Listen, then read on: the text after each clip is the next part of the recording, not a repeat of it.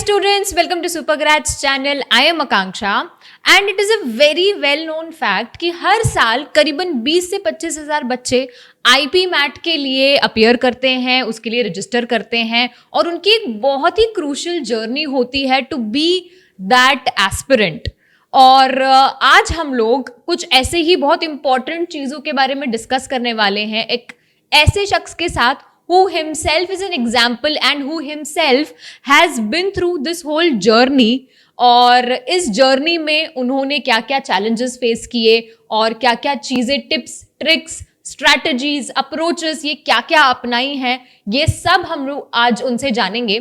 तो first of all a warm welcome to Shivam Arya sir with us, and this is the first time that an IP MAT aspirant pass होकर well established company से place होकर हमारे साथ हैं for this very very essential podcast. तो यहाँ हम Shivam sir से काफ़ी सारे सवाल करेंगे और उनसे जानेंगे कि how was the whole journey of being an aspirant and passing that particular entrance and post that. So, how do you feel first of all, Shivam sir? So thank you so much, Akanksha, for such a warm welcome. And pardon me for my bad throat. So, to be very honest, this is my first podcast and first presence on YouTube. So, so students, please pardon me if I might not sound that perfect. But as Akanksha mentioned, I have been through that journey. So I'll take you, Akanksha, through from the very start about how I got to know about IPM Right. back in 2011. And so for my introduction, I am a graduate of 2013 and 2013-18 batch. So I joined IIM Indore in 2013. But I did my class 12th in 2011. Okay. So in 2011, I got to know about this exam through newspaper ad itself. And this was the first time that any IIM was launching IPM. और उस समय पे ऐसे कोई broad platforms कुछ भी नहीं नहीं था, होते हाँ, थे आपको जिनसे पता चले कि ऐसा कोई एग्जाम हो रहा Yes. है, ठीक है, तो न्यूज़पेपर से पता चला न्यूज़पेपर था। से तो टाइम्स ऑफ इंडिया था। So I used to read newspaper daily. तो ठीक उसी है। में मुझे पता चला कि IIM इंदौर IPM लॉन्च कर रहा है। ठीक है, बट मैं उसके पहले 2 साल तक IIT की प्रिपरेशन कर रहा था। ओके, या सो 2011 में I gave IIT exam, I gave AIEEE। उस जमाने के जितने भी एंट्रेंस एग्जाम होते थे National इंजीनियरिंग level के, वो सारे दिए। But unfortunately I didn't get good rank ठीक है, फर्स्ट टाइम में। Right, So I took a drop. I was getting MAN at Bhopal, GS, ITS in my first attempt. But then I thought I'll take a drop. So I took a drop. And then in 2012, I appeared for IPM for the first time okay, with appearing for all other engineering exams as well. So in this 2012 attempt, I made it to interview level, but I couldn't get a final okay, final call call from IIM for, Indore. Okay, So I joined GS ITS, which is one of the most renowned engineering colleges in MP. Right, And I had computer science branch there. So ठीक for है। 1 year I studied computer science at GS ITS. And then Okay. again in 2013 I appeared for IPM. For IPMAT again, Yeah. ठीक है, So in 2013 I made it through the final list, and I joined IIM Indore in sometimes the same time as this time we are shooting our podcast Right. in August 2013. So it's almost 10 years since I joined IIM Indore. Amazing, And from that day while I joined till the day I graduated from IIM Indore, the journey has been quite amazing. It was through a lot of ups and downs, but yeah, so this was how I entered at IIM Indore. Right. तो आपने बताया शिवम कि आप science background Yeah. से थे और आप engineering entrances की तैयारी कर रहे थे। आपने IIT JEE की भी तैयारी की, सारे एंट्रेंसेस दिए, फिर आपको इस चीज़ के बारे में पता चला। बट डिड यू नो, मतलब it is a contrast of the two of the fields that we are talking about, engineering and management. तो कैसे आपने अपने आप को प्लस फैमिली को भी कन्विंस शायद करना पड़ा होगा from Yes, engineering yes. To management? Yeah. Like I have researched a lot about IIMs. उस जमाने में हमारा 2G नेट होता था। Right. तो अपने फोन पे ही सारे research. वेबसाइट्स ओपन करके मैंने देखा था कि IIM क्या होता है। तो उस टाइम बस ये पता था, फुल फॉर्म पता था। और सिंस मैं इंदौर में ही था अपने IIT की प्रिपरेशन में, तो I have been through in front of that IIM Indore campus. Okay, तो कैंपस इतना फैसिनेटिंग है कि किसी भी बच्चे को क्यूरियोसिटी तो होगी जानने की कि यहाँ पे क्या होता होता है। क्या है? तो उसी क्यूरियोसिटी के कारण मैंने बहुत सारी रिसर्च करी, और फिर मैंने देखा कि लोग ना बीटेक करके जाते हैं, कैट Right. के IIMs में जाते हैं, टॉप IIMs में। तो मैंने सोचा जब ये अपॉर्चुनिटी मिल रही है मुझे 12th के बाद ही जाने की और वो कैंपस लाइफ एक्सपीरियंस करने की, क्योंकि मेरे दिमाग में सिर्फ वो कैंपस लाइफ चल Campus रही चल थी। रहा मेरी था। जितनी भी रिसर्च मैंने करी थी, उसके बाद मुझे यही पता चला था कि कैंपस लाइफ बहुत ज़्यादा वाइब्रेंट होती अमेजिंग है। है। तो उस कैंपस लाइफ का एम्बिशन था मेरे को कि I want to live that life, correct. And that inspired me to To- join IIM Indore. And what about मतलब पेरेंट्स को Yeah. कन्विंस करना इतना ज्यादा मुश्किल नहीं था या था? नहीं, वो मुश्किल था because my parents are from MP, so they knew कि the engineering college that I got into was a pretty decent college, Good college, so they wanted me to continue that only. और उसके बाद उन्होंने बोला था आप cat दे के चले जाओ, but since I was so determined to get admission there, I just convince them. Okay. और फिर दे गॉट कन्विंस, मतलब इतना डिफिकल्ट भी नहीं था। नहीं था, my parents are themselves teachers, so they अच्छा। Know the importance of education and the Right. Tag right. and the value that tag brings around with it. So yeah. ठीक है, अमेजिंग। तो एक बहुत ही क्लीशे सा मैं आपसे सवाल करूंगी। जैसे मैंने अभी जर्नी की बात की थी, पूरी प्रिपरेशन जर्नी की, और आपने अभी अभी मेंशन किया कि पहला आपसे मतलब आप इंटरव्यू राउंड में आपको कॉल नहीं आया था, Yeah. फाइनल कॉल नहीं आया था। तो उस वाली प्रिपरेशन जर्नी में जहाँ पे हमें फाइनल सिलेक्शन नहीं हुआ, और फिर जो अगले साल आपने पूरी प्रिपरेशन की थी, वो दोनों में क्या फर्क था? क्या Yeah. आप सुधार या इम्प्रूवमेंट लेकर आए? Yeah. So I guess मुझे ये पता चल गया था कि मैंने IIT एग्जाम की प्रिपरेशन करी, तो मेरा मैथ्स काफ़ी स्ट्रांग है, स्ट्रांग है। और इंग्लिश ग्रामर और इंग्लिश भी मेरी स्ट्रांग थी क्योंकि मैं कॉन्वेंट स्कूल से हूँ। ठीक है। तो 10th तक कॉन्वेंट स्कूल्स में काफ़ी अच्छा इंग्लिश प्रिपरेशन हो जाता Right. है, बट पर्सनैलिटी डेवलपमेंट नहीं हुआ था। और Okay. इंटरव्यू में मेन चीज़ होती है पर्सनैलिटी Personality. डेवलपमेंट। तो मैं बहुत ज़्यादा लैक कर रहा था उस जगह पे, क्योंकि जिस शहर से मैं आता हूँ वहाँ पे ऐसे कुछ प्लेटफॉर्म नहीं होते थे कि बच्चे इंटरव्यू की प्रिपरेशन मतलब कुछ भी पर्सनालिटी डेवलपमेंट के अराउंड कुछ कर क्लासेस पाएं, चल रही हैं या कुछ। या कुछ भी ऐसे एक्स्ट्रा करिकुलर्स हमारे स्कूल्स पे इतने ज़्यादा नहीं होते थे। तो जो मेरा पहला इंटरव्यू था मुझे बहुत अच्छे से याद है। I was a last candidate, वो जो लिस्ट थी उसमें दोपहर में 2 बजे के अराउंड मेरा इंटरव्यू हो अच्छा, रहा था। एक चीज और, सॉरी, हाँ। क्यूरियस टू नो, उस समय पे पूरा ऑफलाइन मोड पूरा पे चल रहा ऑफलाइन था? था, अभी तो कैंपस currently में था मैं, कैंपस आई एम में इंदौर थे। कैंपस में मेरे पेरेंट्स के साथ था, बाकी सारे बच्चे भी उनके पेरेंट्स के साथ आए थे Right. इंटरव्यू देने। और 1:30-2 बजे मैं आखिरी कैंडिडेट था उस ड्यूरेशन का, जो स्लॉट उस स्लॉट में आप आखिरी। हाँ। तो तब तक ही मैं बहुत नर्वस हो चुका था, क्योंकि लोग आ रहे थे, लोगों से लोग सवाल पूछ रहे थे, अरे आपसे क्या पूछा है, अंदर क्या Right. पूछा है। और फिर फैकल्टीज मेरे को याद है, एक IIM इंदौर के बहुत ही रिनोन फैकल्टी हैं, SK घोष सर। अच्छा। तो he was there in my panel, okay. और उनको देख के बहुत ही ऐसे फीलिंग आया मेरे को कि यार कोई बहुत बड़ा आदमी मेरा इंटरव्यू लेने वाला है, क्योंकि Okay. He had those grey hair और काफी काफी experienced, हाँ। एक्सपीरियंस उनकी शक्ल से झलक रहा है। तो मैं पहले ही नर्वस हो गया कि शायद नहीं होगा। तो मैं पहले ही नर्वस हो गया, और अंदर मैं गया, उन्होंने सवाल पूछा कि आपको क्यों IIM में आना है। मैं बिल्कुल अनप्रिपेयर्ड था। ओके। मैं बस अपनी जो रिसर्च थी उसके अराउंड कुछ बोल पाया, जो मुझे ही साउंड किया कि मैंने बहुत ही लेम सा बोला है। Okay. तो अगर उस इंटरव्यू पैनल में मैं जज रहता तो मैं खुद आप भी नहीं अपने लेता आप को अपने आप को। हाँ, तो ये वहाँ से निकला काफ़ी डिसअपॉइंट होके। मुझे पता था मेरा नहीं होगा। मेरे पेरेंट्स बोले ठीक है कि अभी तो इंजीनियरिंग कॉलेज में, बाद में कैट दे के चले आना।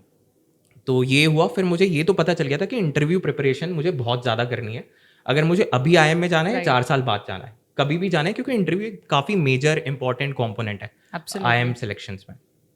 तो अगले 1 साल तक मैंने सिर्फ इंटरव्यू की प्रिपरेशन करी है, क्योंकि आई was very confident in maths and English. Aptitude का वो था कि हो जाएगा। तो इंटरव्यू के लिए मैंने काफ़ी सीनियर्स को कॉन्टैक्ट किया, IIM इंदौर के सीनियर्स से बात करी। उस टाइम पे Facebook major mode of communication था अभी। हाँ, तो फेसबुक से काफ़ी लोगों के कॉन्टैक्ट निकाले, और फिर मेरे फैमिली में भी काफ़ी हेल्प करी मुझे। मेरी दीदी MBA कर चुकी थी, तो शी ऑल्सो गाइडेड मी कि इंटरव्यू प्रिपरेशन के लिए क्या करते हैं। तो आई रिमेंबर कि I made a CV interview के लिए, और उसमें मैंने लिखा था मेरी हॉबी क्रिकेट है। ओके। तो अब क्रिकेट के अराउंड उस टाइम पे मैंने सारी चीज़ें याद करी थी कि पिच की लेंथ क्या होती है, बॉल का डायमीटर क्या होता है, बैट की लेंथ, विड्थ, हाइट क्या है, ये सारी चीज़ें मैं प्रिपेयर करके गया था। And I was very confident कि everything that I had written down in my CV, उससे जो भी मुझसे कोई भी पूछेगा मैं बहुत अच्छे से आंसर कर देंगे। हाँ। And same thing happened in my interview also. उन्होंने मतलब ये मुझे बहुत अच्छे से याद है कि जब मुझसे पूछा गया कि प्लीज इंट्रोड्यूस यूरसेल्फ, तो उसी में मैंने ऐसी सारी चीजें बोली जो मुझे आती थी और मैं कॉन्फिडेंट था, और फिर मेरा इंटरव्यू पूरा उसी डायरेक्शन में गया। राइट। तो मुझसे वही सब पूछा गया जो मुझे आता था, जो आपको आता था, और मैथ्स के क्वेश्चन जो जनरल पूछते हैं IIM इंदौर में, इंग्लिश के क्वेश्चंस, वो सारे पूछे गए थे। राइट। तो हाउ लॉन्ग, मतलब आपको जब पता चला जिस मोमेंट से कि पहला अटेम्प्ट, उस ड्यूरेशन में मतलब हमें पता है सेकंड में तो आपने पूरा साल प्रिपेयर हाँ। करने में लगाया होगा, बट वो जो पहला अटेम्प्ट था उसमें कितना ड्यूरेशन लगा था? पहला अटेम्प्ट आई रिमेंबर कि उस टाइम पे एग्ज़ाम जो है ना सितंबर में होता था, रिटन अच्छा, एग्ज़ाम। ठीक है, तो उसका नोटिफिकेशन आया था मार्च में। ठीक है। तो आई फिल्ड द फॉर्म इन मार्च और हम्म। अप्रैल, मई, जून, जुलाई, अगस्त आई हैड अराउंड 5 मंथ्स, या around 5 5 month. Months for preparation. But यही था कि मैथ्स में मैं काफ़ी कॉन्फिडेंट था, तो इतना ज़्यादा मुझे हार्ड वर्क नहीं करना पड़ा करेक्ट। For written exam. हाँ, बट हाँ। Still I revised basic concepts जो भी था, 10th तक राइट, का जो मैथ्स है उसका हायर लेवल जो भी होता है। ठीक है। So I was pretty decent in that. So I brushed up all the concepts. Right, And I still feel that वो जो IIT की preparation थी, that helped me clear help this you exam. A Yeah, lot. Okay, it helped me a lot. ठीक है। तो coming to this point कि आप already मतलब इंजीनियरिंग एंट्रेंसेस की प्रिपेयर कर रहे थे और आप मैथ साइंस भी था आपके पास, इसलिए आपको एप्टीट्यूड टेस्ट में तो प्रॉब्लम नहीं हुई।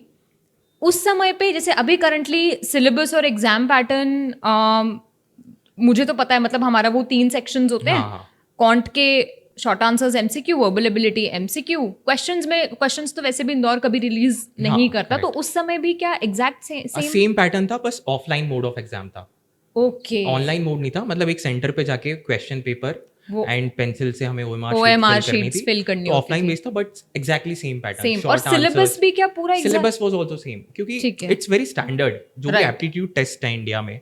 अगर आप कैट को भी देखें तो CAT has been going on from last so many years, but Right. Syllabus has not changed very much, it's all the same. क्योंकि एप्टीट्यूड टेस्ट का एक प्री डिफाइंड चीज है कि क्वांट आएगा, ठीक है। रीजनिंग आएगा और इंग्लिश आएगा। इंग्लिश आएगा, ठीक है। और इंदौर में तो रीजनिंग आता ऐसा है, उतना कोर रीजनिंग उस टाइम पे उस टाइम पे उस था। टाइम पे था उस टाइम ओके, पे तो था। आपने रीजनिंग के लिए भी फिर तैयारी की होगी? हाँ, रीजनिंग देखिए, रीजनिंग इज अगेन एप्टीट्यूड। अगर आपका मैथ स्ट्रांग है, क्वांट स्ट्रांग है, तो ऑटोमेटिकली आप रीजनिंग के डिडक्शंस कर सकते हैं आंसर्स के। राइट। तो शिवम, जैसे फॉर ऑल दो स्टूडेंट्स जो मैथ्स के हैं, एंड बहुत सारे हमारे स्टूडेंट्स वो एस्पिरेंट्स भी होते हैं जिनके पास मैथ्स नहीं होता, तो क्या piece of suggestions in terms of covering up the syllabus and starting their preparation, क्या Correct. एडवाइस है आपकी? तो मैं इसको 2 सेट्स में देखता हूँ इन हाँ। बच्चों को। एक तो वो बच्चे हो गए 11th में जिनके पास मैथ्स मैथ्स है, है, चाहे वो PCM हो या Commerce commerce with with maths maths हो, जो भी है, मैथ्स है। और एक है जिनके पास मैथ्स नहीं है। करेक्ट, तो जिनके पास मैथ्स है, ये ऑलरेडी एक एडवांटेज पे है। ठीक मतलब है, दिस इज अ ठीक हार्ड है। Fact that everybody should know.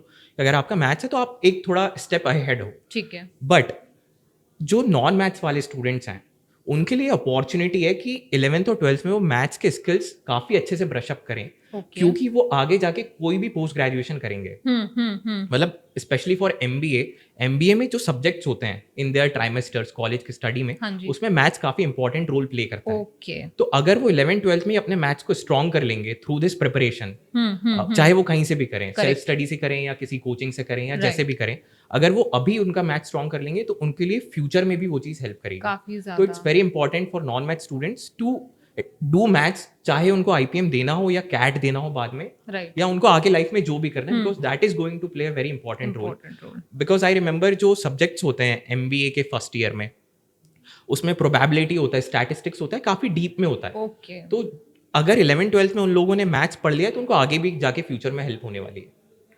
Okay, ठीक है। और अगेन जो नॉन मैथ्स वाले बच्चे हैं, तो जैसे अगर कोचिंग जा रहे हैं तो फिर तो बहुत ही अच्छी बात है।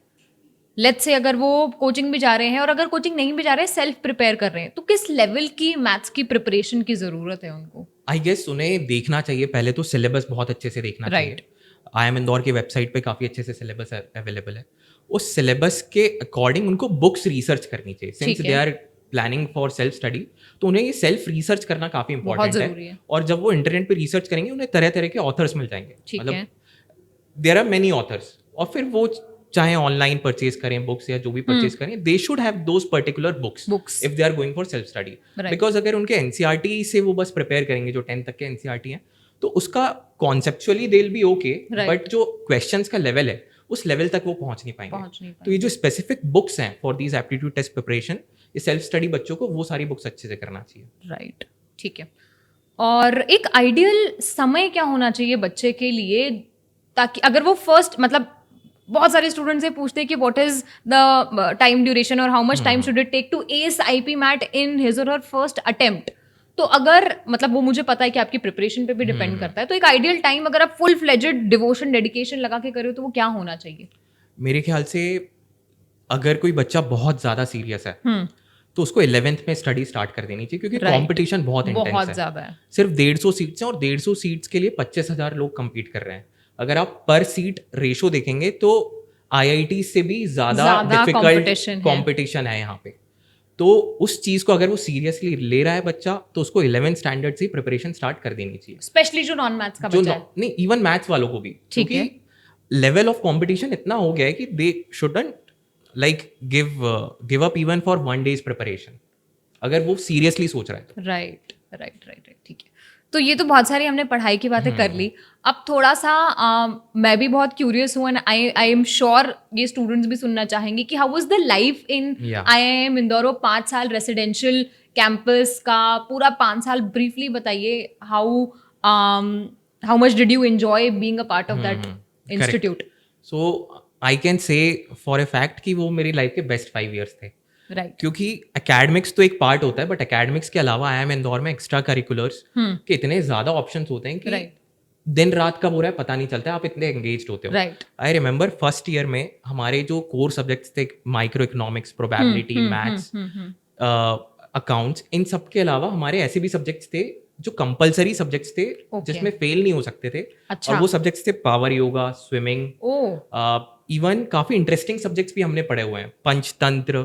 अच्छा. हाँ, एथिक्स के सब्जेक्ट्स पढ़े हुए हैं, इवन भागवत गीता पढ़ी हुई है. तो एकेडमिक्स के अलावा IIM इंदौर इतना ज्यादा एक्सपोजर देता है आपको कि आपका माइंड डेफिनेटली ब्रॉड हो जाएगा जब आप वहां से निकलोगे.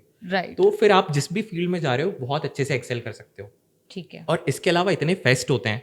तो हमारे टाइम पे एक सोशल फेस्ट हुआ करता था, उत्कर्षा नाम का. एक अथर्व उसी टाइम स्टार्ट हुआ था, जो कल्चरल और मैनेजमेंट फेस्ट है. स्पोर्ट्स फेस्ट होता है रणभूमि. तो ईयर लॉन्ग ये सारे चलते रहते हैं. इनकी कमिटीज बनती है, इन कमिटीज में आप पार्ट होते हो और फिर पूरा फेस्ट ऑर्गेनाइज करते हो जहाँ पे हजारों लोग आते हैं. करेक्ट. तो वो जो एक इवेंट मैनेजमेंट वाली चीज है जो काफी इंटरेस्टिंग होती है, वो भी बच्चे काफी इन्वॉल्व रहते हैं. और इसके साथ स्पोर्ट्स में काफी एक्टिव हो जाते हैं. मुझे याद है मैं 12th तक बस क्रिकेट खेलता था. वहां जाके हमारे को वॉलीबॉल कंपलसरी था, मतलब किसी एक स्पोर्ट्स को आपको कंपलसरीली चूज करना है. तो मैंने वॉलीबॉल पहली बार खेला था और मैं काफी अच्छा वॉलीबॉल प्लेयर बन गया था क्योंकि कोचेस थे वहां पे. राइट. तो पूरा 360 डिग्री डेवलपमेंट हुआ है वहां पे. राइट. और इसके बाद there are various clubs, committees. I myself was the coordinator of 2 committees in my 3rd year. तो एक होती है सोशल प्लेसमेंट कमेटी जो इंटर्नशिप्स लगाती है CSR मीम्स और NGOs में. तो I was the founding coordinator of that. तो मैंने और मेरे कलीग ने मिलकर उसकी पूरी प्रोसेसेस डिफाइन करी थी. Plus I was a member of all these fest. तो इनके फेस्ट के ऑर्गेनाइजिंग कमेटी में भी काफ़ी सीखा है और कंट्रीब्यूट किया हुआ है. और फिर फाइनली जो IIM इंदौर या किसी भी IIM में बच्चे जाते हैं प्लेसमेंट्स का सोच के जाते हैं. तो 5th ईयर में हमारा बैच उस टाइम पे 3rd बैच था. तो placements were just growing up. हाँ जी. तो आई रिमेंबर कि एक कंपनी आई थी and I gave 2-3 rounds of interview और कुछ डे 2 डे 3 था and I got placed and I sticked with that company for 5 years. And okay, I'm sorry you didn't ask, but I'm talking about post college life also. No, okay, it's okay. Yeah. So उस company में I joined as a management trainee. Right. And in 5 years course of time, management trainee से assistant manager, senior manager. And then finally I became assistant general manager. तो 5 साल में ये काफी growth हुआ था. एंड ये ग्रोथ इसलिए पॉसिबल हो पाया क्योंकि मेरी जो लर्निंग थी IIM इंदौर की वो सारी काम आई वहाँ पे. Correct. And after that company, I have recently joined Top Rankers as a product director for IPM category itself. Right. So that is how my journey has been. Okay. So थोड़ा सा हम जैसे आपने अथर्व का भी नाम लिया, रणभूमि का भी नाम लिया, तो अथर्व रणभूमि दोनों ही शायद नेशनल लेवल के फेस्ट्स होते हैं जहाँ से हमारे कंट्री के जाने माने कॉलेजेस आते हैं, बच्चे पार्टिसिपेट करते हैं.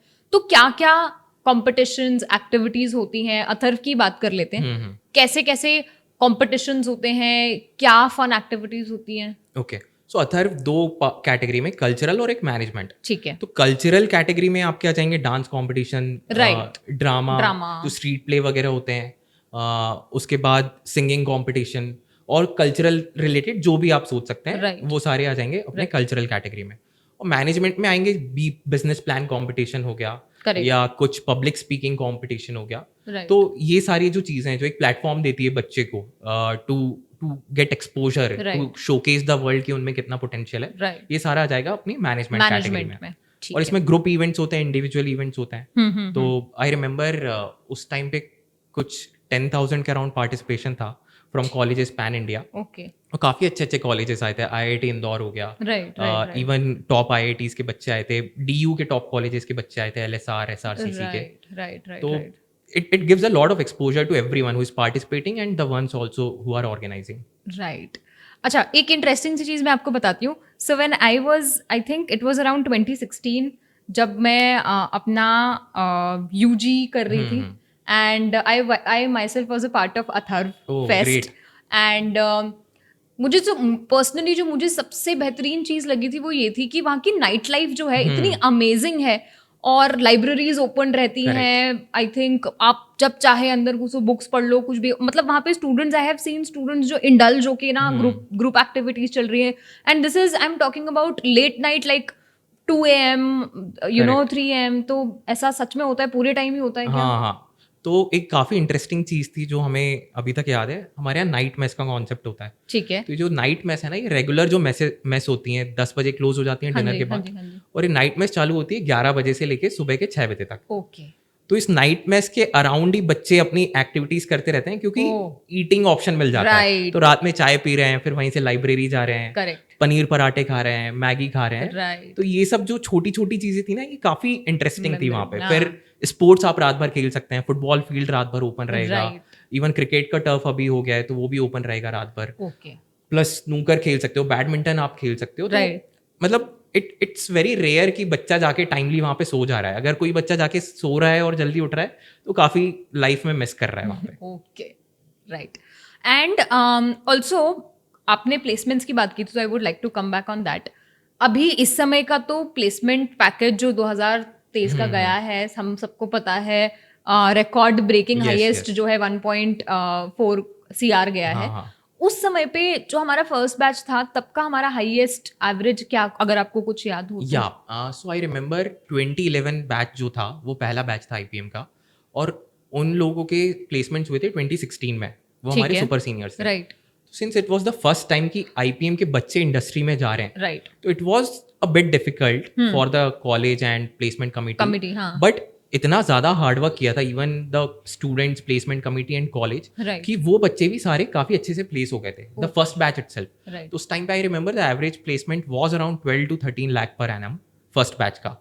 तो गिवन कि पहला प्रोग्राम है, इंडस्ट्री ने एक्सेप्ट किया है, उसके बावजूद ये काफी अच्छा था. राइट. और हमारे बैच का was somewhere around 16 lakh per annum. This was average और हाईएस्ट? एवरेज. और हाईएस्ट वाज अराउंड 60 to 70 कुछ था हाईएस्ट हमारे बैच का. हाँ. ओके, ठीक है, फेयर इनफ.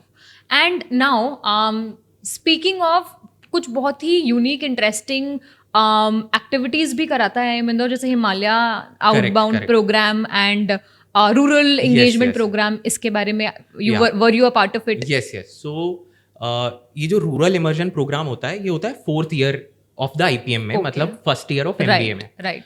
तो इसमें क्या होता है कि IIM Indore has tied up with the state government of MP. तो MP के जितने भी 52 डिस्ट्रिक्ट्स हैं, राइट, तो हर डिस्ट्रिक्ट के लिए बच्चों की टीम बनती है अराउंड 10 to 15 स्टूडेंट्स की. ठीक है. और ये स्टूडेंट्स एक हफ्ते तक वहाँ पे डिस्ट्रिक्ट एडमिनिस्ट्रेशन के साथ ग्राउंड रियलिटीज पे काम करते हैं. राइट. जैसे मुझे याद है हमारे टाइम पे प्रोजेक्ट चल रहा था स्वच्छ भारत अभियान का. ओके.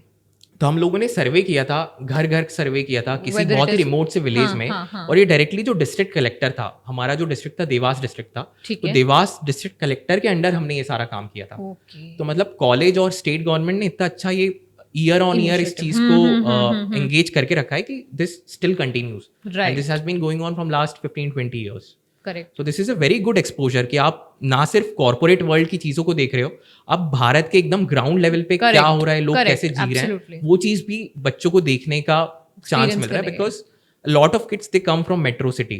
तो कई लोग तो ऐसे होते हैं जिनने शायद कभी विलेज देखा भी नहीं, कुछ पता ही नहीं, मतलब पता ही नहीं होता क्या होता है ये सब चीजों से. हाँ. तो to be a good manager after their college, it's very necessary to know the ground realities also. Correct. तो ये काफी अच्छा एक्सपोजर होता है.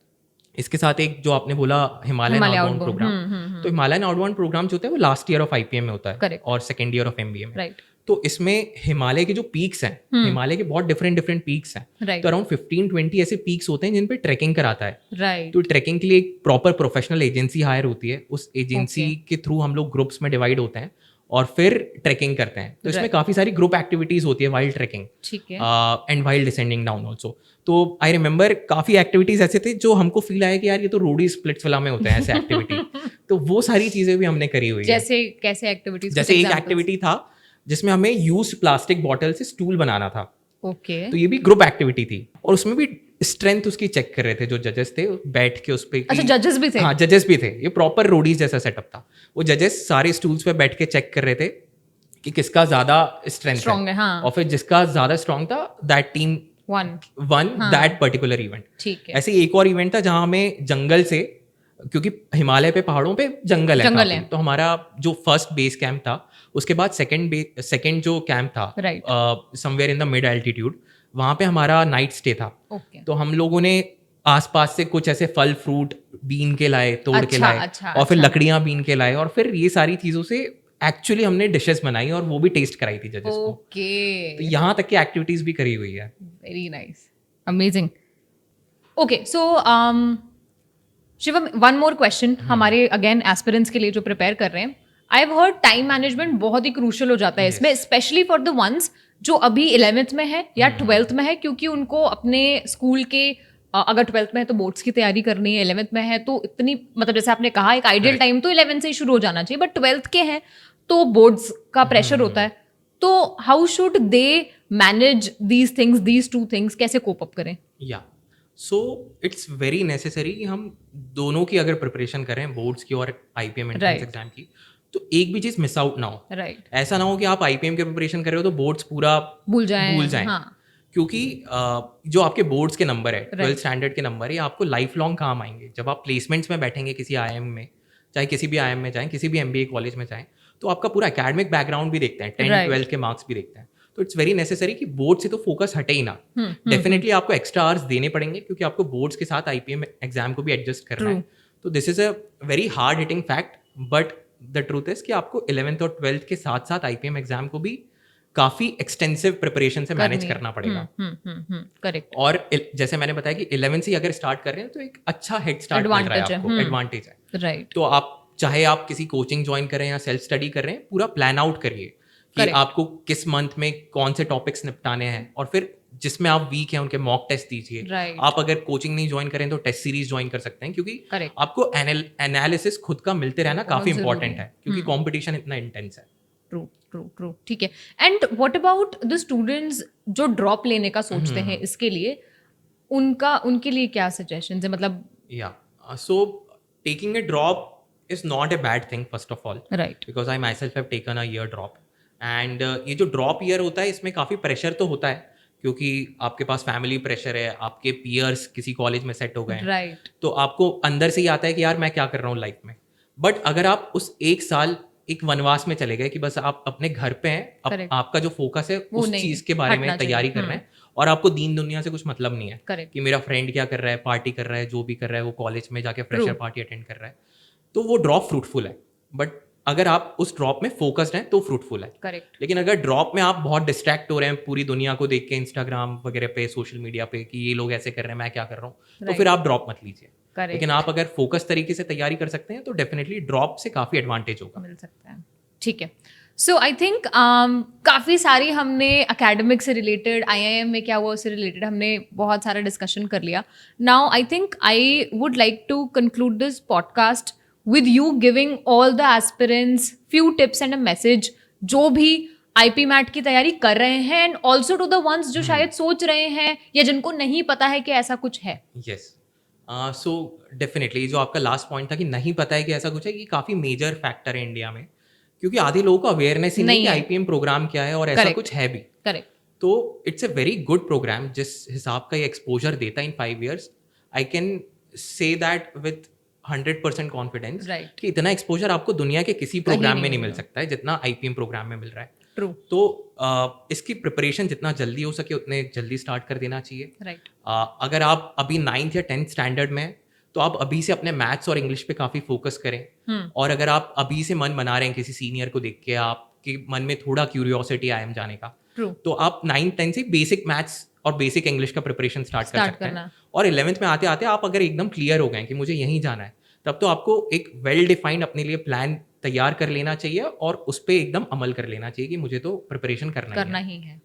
और वो प्रिपरेशन 360 डिग्री होनी चाहिए। जैसे मैंने बताया कि मैं फर्स्ट ईयर में इंटरव्यू में काफी लैग कर रहा था, तो डे 1 से ही आप इंटरव्यू के बारे में भी तैयारी करना स्टार्ट करें। करेक्ट। और आजकल काफी ऐसे इंस्टीट्यूट्स हैं जो आपके लिए सारी चीजों का 360 डिग्री प्रिपरेशन कराते हैं। Not only us but IPM has grown in the market also. True. So a lot of well established coachings are also promoting IPM. Right. And if someone is not willing to join any coaching, तो self study भी अच्छे से अगर dedicated focused होके करे तो that is also a good option. Right.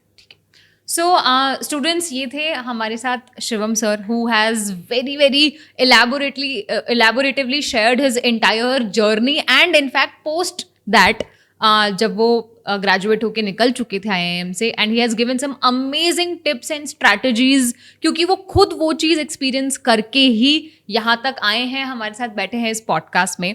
So I think ये सारी conversation is going to, I assure you, is going to help you a lot, and we'll be coming up with more such podcast wherein हम शिवम से और ज़्यादा बातें करेंगे around IP MAT and preparation. So I think that was all for today. Let us know via the comment section कि आपको ये podcast कैसा लगा, and also let us know what else do you want us to make or what else do you want to watch. Thank you so much, and thank you so much Shivam for joining us. Yeah, thank you so much Akansha. Okay, thank you student.